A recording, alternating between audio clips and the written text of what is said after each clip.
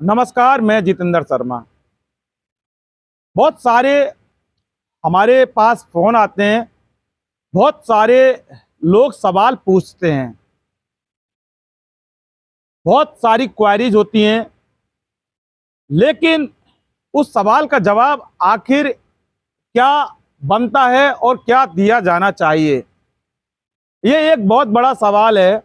लेकिन उससे पहले जो सवाल ये है, बात वही बेरोजगार और बेरोजगारी की आती है। और हम जो यहाँ बात करेंगे, जो सवाल वो करने वाले कौन है और सवाल क्या है और जवाब उसका क्या हो सकता है। वेट वेट वेट, हाँ हाँ ले ले फोटो, अपनी ही है, अपने ने ही बनाई और अपने ही वोटों से बनी है वंदे भारत। हाँ यार, किसने सोचा था हमारी ट्रेनों में रिवॉल्विंग सीट्स, विस्टा डोम्स होंगे, एयरपोर्ट जैसे escalators, lounges, food court railway station पर होंगे, शहर शहर मेट्रो और अब तो बुलेट ट्रेन भी आ रही है।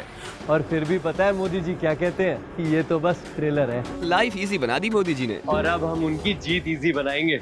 वर्ल्ड क्लास फैसिलिटीज की गारंटी मोदी की, मोदी जी को वोट देने की गारंटी हमारी। कमल का बटन दबाएं, भाजपा को जिताएं। क्योंकि मामला बहुत कानूनी दांव पेचों का है। राजीव गांधी युवा मित्रों की हम बात कर रहे हैं, बहुत सारे फोन हमारे पास आते हैं कि सर आखिर अब क्या होगा।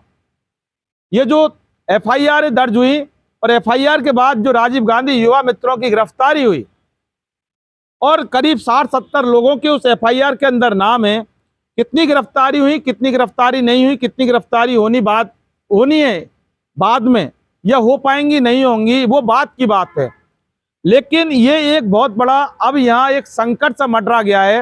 राजीव गांधी युवा मित्रों के तमाम राजस्थान में से बहुत सारे लोगों के हमारे पास फोन आते हैं, और हमारे पास सिर्फ इसलिए आते हैं कि हम कोई जज, मजिस्ट्रेट और कलेक्टर नहीं है, हम कोई सरकार में बैठे कोई अधिकारी नहीं है, हम कोई मंत्री के पीए नहीं है, हम एक मीडिया वाले हैं और हमने उनका आंदोलन कवर किया था। सिर्फ इसलिए हमारे पास फोन आते हैं कि आखिर ये जो एफआईआर दर्ज हुई युवा मित्रों के खिलाफ, अब इसका अंजाम क्या होगा, कितने लोगों की गिरफ्तारी हो गई, और दूसरी बात, क्या अब उनका जो भविष्य सुरक्षित रह पाएगा या फिर भविष्य के साथ खिलवाड़ सरकार ने कर दिया। ये इस तरह की क्वेरीज आती हैं। तो देखिए साहब, सबसे बड़ा जो सवाल ये है कि आखिर एफआईआर दर्ज पुलिस ने की, गिरफ्तारी पुलिस ने की, गिरफ्तार आगे करेगी नहीं करेगी वो पुलिस का काम है। मामला कोर्ट के अंदर विचाराधीन अब हो चुका है। गंभीर धाराओं में जब मामला दर्ज होता है तो ऐसे में कानून की प्रक्रिया के तहत ही ये सारा काम होता है। दूसरी बात, अब सवाल ये भी पूछते हैं वो लोग कि अब हमारे राजीव गांधी युवा मित्रों का क्या होगा, उनकी नौकरी लगेगी नहीं लगेगी, किस तरह से सरकार ने जो 8000 की जो युवा मित्रों की भर्ती के लिए जो कहा था कि हम 8000 की भर्ती करेंगे, उसमें से 4200 आपको प्राथमिकता देंगे, तो उस बात का क्या होगा। तो सवाल ये है कि अब सरकार की बात का तो कोई हिसाब किताब सतूना अब बनता दिखता नहीं है, क्योंकि सरकार ने हालांकि 8000 लोगों की भर्ती के बारे में जब कहा था कि हम 8000 की भर्ती करेंगे और उसमें 4200 राजीव गांधी युवा मित्रों को लेंगे और उससे पहले प्रमाण पत्र देंगे उनको जो इन्होंने काम किया है। लेकिन अब सरकार के जो वादे और सरकार के जो दावे तो वहीं हवा हवाई हो जाते हैं जब उनको गिरफ्तार, यानी कि पहले एक एफआईआर की थी, एएन सपना सिंह ने एफआईआर दर्ज कराई थी, उसमें अज्ञात लोगों का हवाला दिया था। उसके बाद दूसरी जो एफआईआर दर्ज की थी उसमें नामजद 60-70 लोगों के खिलाफ, युवा मित्रों के खिलाफ जो एफआईआर ये जो दर्ज हुई थी, और उसके बाद गिरफ्तारी का जो मामला सामने आया था, उसको देखकर कहीं नहीं लगता कि सरकार अपने जो वायदे और जो दावा जो किया था सरकार ने आपसे मौखिक आश्वासन देकर जिस तरह से सरकार ने किया, उससे तो नहीं लगता। हालांकि सरकार का काम है, अगर सरकार ने वायदा, सवाल यह है कि सरकार का वायदा जब तक कोई लिखित में नहीं होगा, जब तक वो एग्रीमेंट लिखित में नहीं होगा, क्योंकि लिखावट की तो वैल्यू होती है, अगर लिखित में कोई पन्ना है तो आप उसको पकड़ सकते हैं, लेकिन अगर मौखिक समझौता करने के बाद भी सरकार की जो इरादे और सरकार की पुलिस के जो कार्य प्रणाली आपके सामने आ गई, तो फिर कैसे में ऐसे अंदाजा लगाया जा सकता है। हमारा मकसद यहाँ किसी को हताश करने का नहीं है। हम फिर कहते हैं, इन्वेस्टिगेशन मीडिया हमेशा युवाओं की बात करता है, बेरोजगारों की बात करता है, हम यहाँ किसी को हताश नहीं कर रहे, लेकिन जो माहौल और जो माजरा सामने जो हो रहा है, थोड़ा बहुत तो कानून हम भी समझते हैं कि कानून की प्रक्रिया है। FIR जिन गंभीर धाराओं में अगर दर्ज हो पाई है तो इतनी आसानी से वो सेट नहीं होगी। इसके लिए काफी कोर्ट कचहरी और जो बेल जमानत का खेल खेलना पड़ेगा। और सवाल ये है कि नौकरी का तो नौकरी देने का काम सरकार का है, लेकिन चूंकि हमने वो आंदोलन कवर किया था वो भी कवर किया था जो कि मौखिक आश्वासन दिया है। हालांकि संशय और सवाल तो वहीं से खटकने लग गए थे हमारे भी दिमाग में कि ये मौखिक जिस तरह से इनको हटाने के लिए मौखिक जो एग्रीमेंट यानी मौखिक समझौता इनका हुआ है उसके कितने मायने रह पाते हैं। लेकिन असली सच्चाई जब सामने आ गई तब इनको FIR दर्ज की थी सपना सिंह द्वारा, AN सपना सिंह द्वारा, और उसके बाद जो दूसरी FIR दर्ज हुई थी बजाज नगर थाने में और फिर गिरफ्तारी हुई। उसके बाद हमारा भी दिमाग पूरी तरह से चकरा गया कि वाकई ये इनके साथ क्या हो गया। तो ऐसे में अब 8000 की भर्ती होगी, उसमें 42 तो युवा मित्रों को लेंगे, प्राथमिकता देंगे। तो सवाल ये कि जिनके खिलाफ FIR हुई है क्या उनका कंडक्ट, उनका आचरण, उनका चरित्र अब खराब नहीं होगा FIR और मुकदमे से? दूसरी बात, क्या आप उनके खिलाफ केस मुकदमा मंडे के बाद भी सरकार उनको वापस से सरकार ले लेगी उनको? माना कि नई नौकरी में तो बहुत सारी कवायद और बहुत सारी डिस्टर्बेंस पैदा हो जाएंगे, पुलिस वेरिफिकेशन में उनका मामला फेल हो जाएगा। लेकिन अगर सरकार क्या इस चीज की श्योर करेगी कि जिन युवा मित्रों के खिलाफ FIR दर्ज कर दी गई है और जिनको गिरफ्तार कर लिया और जिनके खिलाफ ये गंभीर धाराओं में मुकदमा दर्ज है, क्या उनको प्राथमिकता देते हुए भजनलाल सरकार अब 8000 में जो 4200 की प्राथमिकता है उसमें लेगी? ये एक बहुत बड़ा अब ये सवाल है कि इसका जवाब अब सरकार के पास है। हम पूछेंगे भी, सरकार से ही बात करेंगे, सरकार के मंत्रियों से ही बात करेंगे और सरकार के डिपार्टमेंट से ही बात करेंगे कि आखिर अब इनका क्या होगा। आज हमारी किसान सम्मान निधि सीधे हमारे बैंक खाते में आती है। अब हमारा हक कोई नहीं मार सकता।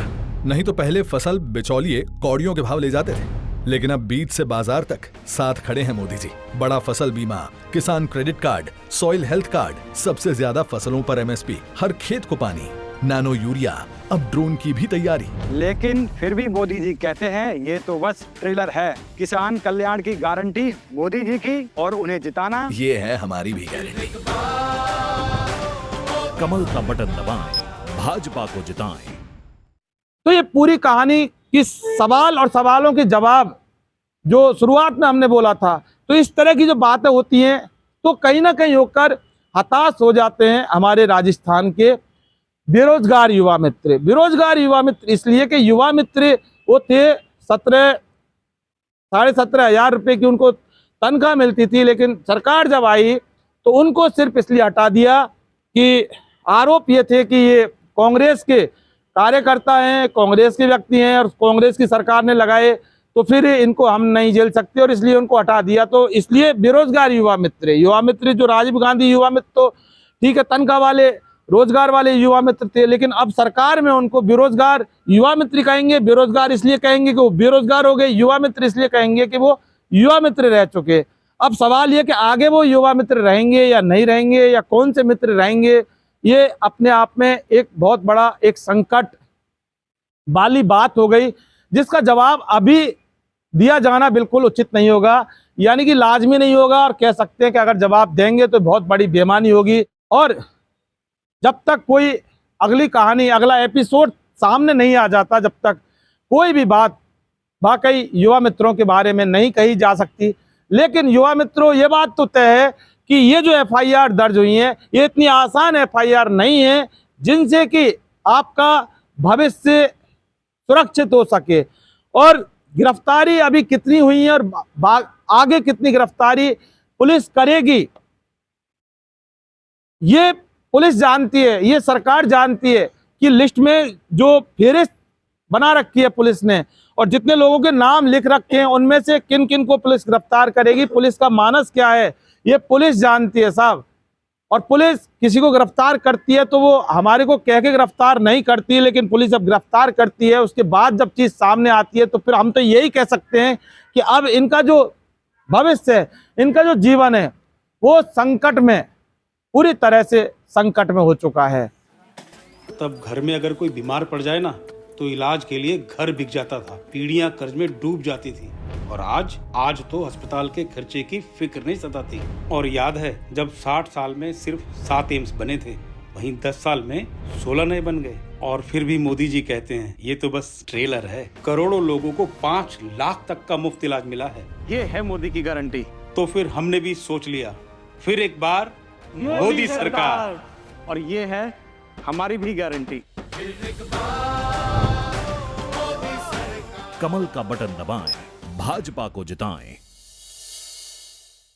बहरहाल अब वक्त ही तय करेगा कि आखिर युवा मित्रों के साथ इंसाफ होगा तो कब होगा। हालांकि नाइंसाफी का दौर झेल रहे हैं और नाइंसाफी करने वाला अगर कोई है तो वो अपनी सरकार, भजनलाल सरकार। इसके अलावा किसी और ने इनके साथ नाइंसाफी नहीं की। भला राजस्थान के युवा नौकरी कर रहे थे, उनको एक झटके में रातों रात उनको 25 दिसंबर 2023 के काले कानून से उनकी रोजी रोटी छीनकर पेट पर लात मार दी, तो सिर्फ भजनलाल सरकार ने मार दी। दोस्तों फिलहाल के लिए बस इतना ही। आपने अगर हमारा चैनल सब्सक्राइब नहीं किया इन्वेस्टिगेशन मीडिया तो कर लो, नीचे बेल आइकन घंटी को जरूर दबाइए जिससे कि हमारे आगे आने वाले वीडियो के नोटिफिकेशन आपको मिल सके। इन्वेस्टिगेशन मीडिया को आप जरूर देखते रहिएगा, क्योंकि तमाम जो बेरोजगार युवाओं की हम बात करते हैं, किसी और की करें या ना करें, लेकिन बेरोजगारों की और युवाओं की और सरकार से वंचित, प्रताड़ित, शोषित वर्ग के लोगों की हम जरूर बात करते हैं और करते रहेंगे। इसलिए हर मोबाइल के अंदर हमारा चैनल अगर होगा तो फिर जैसे ही हम यहाँ से कोई वीडियो अपलोड करेंगे तुरंत आपके पास होगा। फिलहाल के लिए बस इतना ही। इजाजत दीजिए। नमस्कार।